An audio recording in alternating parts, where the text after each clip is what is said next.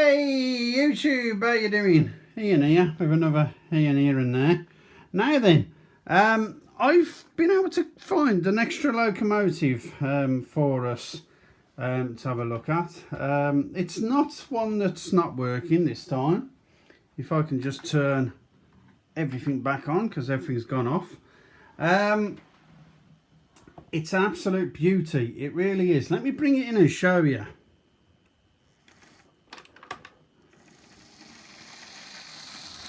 Yes, it's a Class 50. Absolutely lovely locomotive, it really is. It's in your BR blue. I'll just let you have a quick look at her.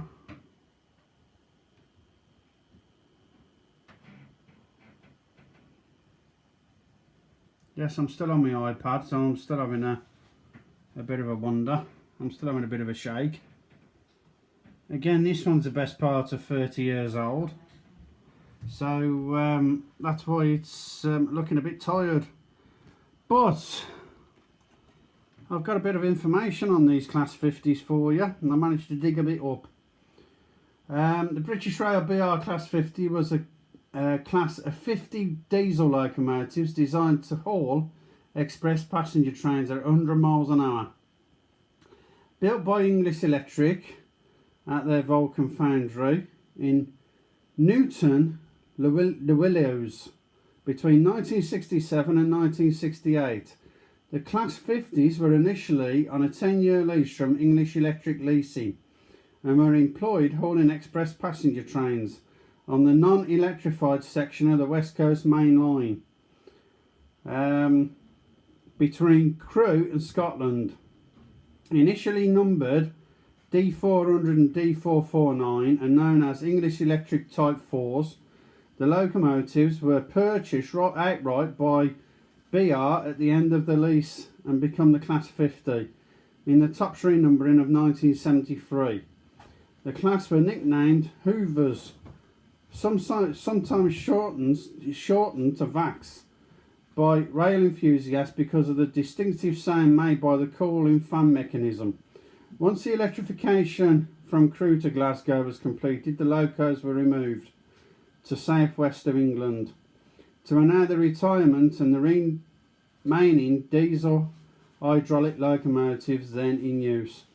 As these trains steadily moved to HST's operation from 1976, the Class 50s moved to hauling trains between London Waterloo and Exeter, and also trains from London Paddington to Hereford and Worcester via Oxford. The class was steadily retired from service in the late 1980s and early 90s as their services moved to operation by second generation DMUs. Now then, I've looked that up because you all know I'm no expert. I just like the hobby and like to show you guys. Just read that straight off the my wife's iPad. So you know, get your finger out and get over and put into the iPad something like Class 50, and you'll see everything you need to know about these locomotives. But as we said, this is the best part of 30 years old. This one is. I just want to bring her forward a bit so I can show you the back end of her. It's no different really to the front, but you know how I like to get a good view of everything. Let me just hold that iPad with one hand and just bring it back a little bit so we can get the majority of it in the light, and then I can show you what's happening with the top of it then. But you don't really need me to tell you much about them, you know, you can always look them up. If you need any help with finding out what class it is so you can look it up for yourselves, you only got to leave me a message. I can always let you know what class it is, and you can go off and look it up on the internet. But absolutely gorgeous, it really is. And on the internet, they've got some absolutely super pictures of the Class 50 all-in passenger trains. They really have. I'm just trying to turn my wife's... that's better. My wife's iPad off, save the power. But what an engine. Really is something. I bought this one. This will give you a price comparison, right? I was only a kid. This will tell you, I didn't buy this one. I had to get my parents to buy it. I didn't have any cash because I wasn't old enough to have jobs and all this lark. Although we did work as kids, we wasn't lazy. We used to go in the fields and do some baling and all that type of stuff, which you all remember, no doubt. But this will give you some idea of how the prices have gone up. Now then, go to your local shop, your local model shop, and see how much this engine would be to buy today. Now then, I haven't got a clue how much it would be today, but it's going to be more than what I paid all them years ago. I'm just trying to think roughly of the year. It must have been in the 80s. It was. I bought this and it was £15. My parents paid for this one, so I was actually there when they bought it. And for the same engine today, go and have a look how much they are. Gordon Bennett, I bet you're looking about £70 today. I wouldn't be surprised at that price. But let me get her going, and then you can have a good look at her then while she's on the move. Right, there you are, we're off. Let me turn that round. I hope you don't want to see the light. I can see the lights! Right, see how we still got the Flying Scotsman out.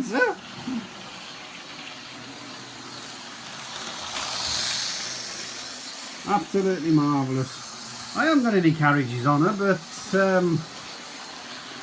that doesn't matter. You know, for as I just read out from the other iPad there, there's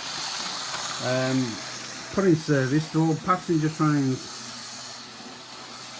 And I can imagine them doing a rather grand job of it, because they was quite powerful locomotives, if I remember right, in the time. Let me get some decent shots. There you are, look, that's one for you.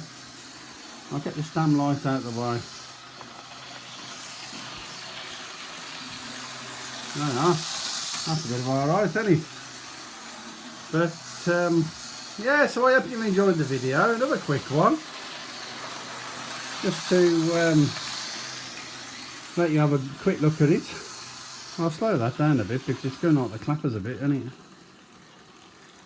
it? You ain't getting a chance to properly see it in all its power and glory. It's whizzing around that fast. I'm having to really get the thing moving. That's better. Personally, when I've got the layout out like I have, I pull mostly. I do pull a lot of wagons with this, but you shouldn't be pulling wagons. It should be pulling express passenger trains. But if I need an engine quick smart, and this is handy to grab, I'll grab hold of this one to do whatever duties need doing. But it's I'm in the position at the moment where I'm thinking about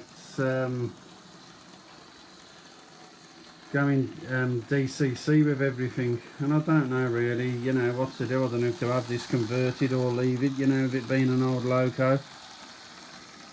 I was going to retire everything off that my mum and dad had bought me, and just, you know, get stuff from, you know, that I pay for, and then I haven't got to worry. But I don't know, see how things go. But I'm in debate at the moment, as I said, for converting this to DCC. I don't know what to do for the best, but I hope you've enjoyed the video. let me bring that back round and you can have another quick gander at her. And then we can have a, I can leave you to it. Let's get that light round, because that light really does a good job, doesn't it, when you're looking at her. But yeah, so there you are, there's another video. I'm just rummaging through everything now to make sure, you know, to see if I've actually covered everything. And I thought, I wonder if I've covered that bloody class 50. And I don't know if I have, but I thought I'd do it anyway. And I don't think I have. But I'm not 100% sure. So I thought, oh well, have a gander at it. Let you guys have a look. But all I need you to do is have a good evening, and we'll catch you again soon. And like, you know, do like, share and subscribe.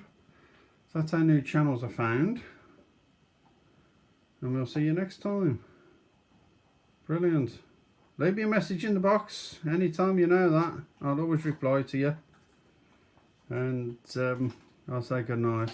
Bye for now.